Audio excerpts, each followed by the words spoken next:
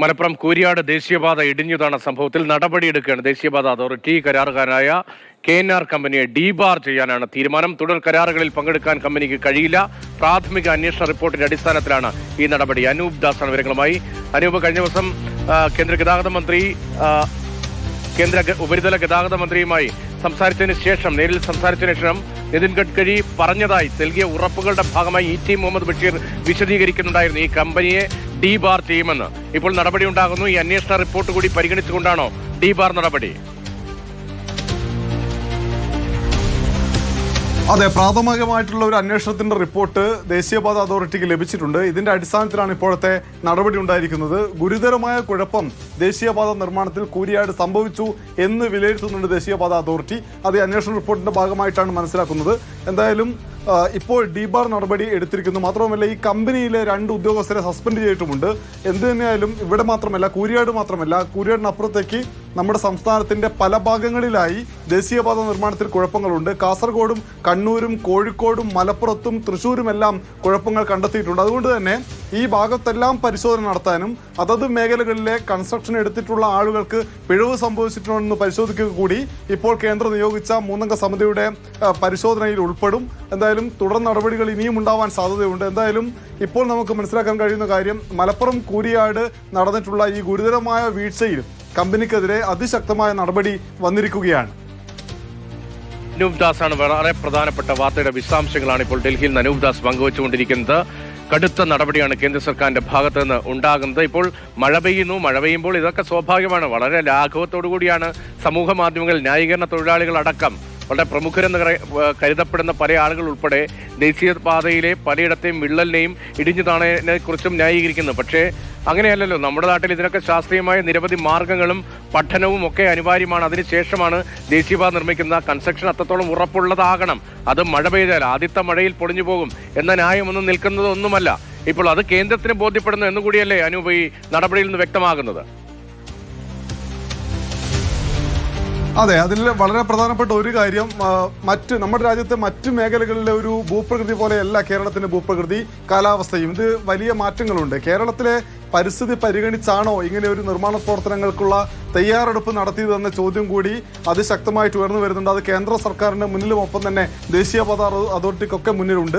പലയിടത്തും റോഡ് നിർമ്മാണം നടക്കുമ്പോൾ പരിസ്ഥിതി വിഷയങ്ങൾ ഉയർത്തുന്ന ആളുകൾ പറഞ്ഞിട്ടുണ്ട്, വയലാണ്, വയൽ പ്രദേശമാണ്, നിരവധി കുളങ്ങളുണ്ട്, നിങ്ങൾ അപ്പുറത്ത് നിന്ന് കുന്നിടിച്ച് ഇപ്പുറം കൊണ്ട് ചിട്ടാൽ അത് കേരളത്തിന്റെ പരിസ്ഥിതിയിൽ മുന്നോട്ട് പോകില്ല എന്നൊക്കെ ചൂണ്ടിക്കാട്ടലുകൾ ഉണ്ടായിരുന്നു. പക്ഷേ അതൊന്നും പരിഗണിക്കപ്പെട്ടില്ല. ഇപ്പോൾ തന്നെ ഇടിഞ്ഞു താണ സ്ഥലത്ത് അന്വേഷണ സംഘം പ്രാഥമികമായി പരിശോധിച്ച സംഘം കണ്ടെത്തിയിട്ടുള്ള കാര്യം, മുകളിലിട്ട മണ്ണിന്റെ ശക്തി, ആ ബലം താങ്ങാൻ കഴിയാതെ താഴെയുള്ള മണ്ണ് നീങ്ങിപ്പോയതാണ് ഈ വലിയ അപകടത്തിന് കാരണമെന്നുള്ളത്. അതായത് കേരളത്തിന്റെ പല ഭാഗത്തും സമാനമായ കുഴപ്പങ്ങൾ വരാൻ സാധ്യതയുണ്ട്. അതുകൊണ്ട് തന്നെയാണ് ഇത്തരം മേഖലകളിൽ ആകെ പരിശോധന നടത്താനുള്ള ഒരു തീരുമാനത്തിലേക്ക് ദേശീയപാത അതോറിറ്റി പോകുന്നത്. അതായത് കുഴപ്പം കാണുന്നുണ്ട് ദേശീയപാത അതോറിറ്റി, അത് പരിഹരിച്ച് കൃത്യമായി പദ്ധതി പൂർത്തിയാക്കാൻ വേണ്ട ഇടപെടലുകളാണ് ഇനി ഉണ്ടാവുക എന്ന് നമുക്ക് മനസ്സിലാവുന്നു ഈ ഘട്ടത്തിൽ.